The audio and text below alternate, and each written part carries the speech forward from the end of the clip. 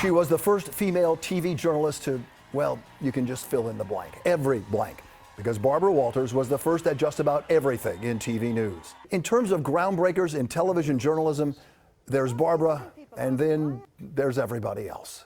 She was, throughout her long career, tireless and tenacious, with a fierce and single-mindedness to get the story and get the get, book the most sought-after guest before anybody else. Her start was rather inauspicious as a writer and producer on The Today Show on NBC in the early 60s.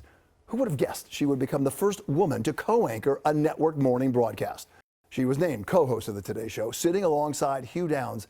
This was in 1974. It would not be the last time the two sat side by side. Years later, they would do it again on ABC's 2020 Evening News magazine. But anchoring The Today Show was short-lived. In 1976, she jumped to ABC, where, to the chagrin and scowls of co-anchor Harry Reasoner, Cue Barbara. Barbara became the first woman to anchor a network evening newscast. And it was at ABC where Barbara Walters would become a TV icon. She interviewed world leaders, lots of them. Are you sorry you didn't burn the tapes? Yes, I think so. Does it bother you today when people say Ronald Reagan is the president of the rich? How important is it for the president to be a role model? Was it worth it if there were no weapons of mass destruction? And she interviewed celebrities, lots of them, too. I'm not sure I can handle this. I'm going to cry in a minute. And doing the cry for Barbara Walters became something of a cliche. This was from our interview with Barbara when she retired from The View back in 2014. The business has changed, in no small part because of you. Are you going to tell people I made you cry? You are. She's an evil woman. It didn't just happen, all this success. It took time to build, time that often meant sacrificing her personal life. Do you regret anything about being so dedicated to your career? I haven't been very good at marriage.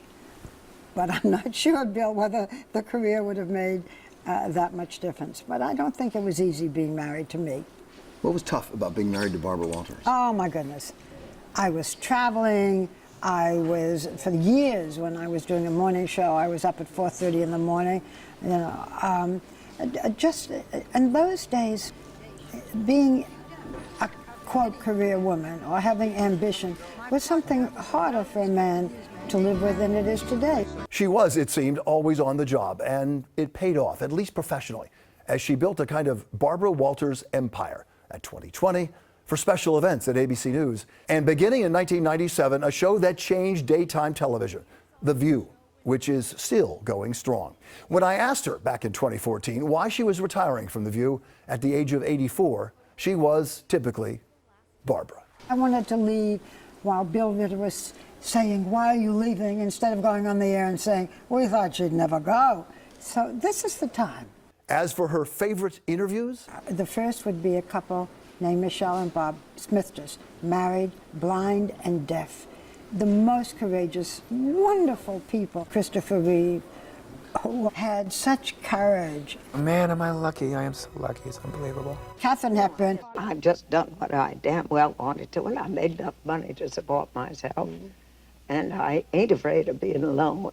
I think I will miss the surge of energy that you get when you are able to achieve an interview with somebody who is hard to get. We could try it and see if it worked out.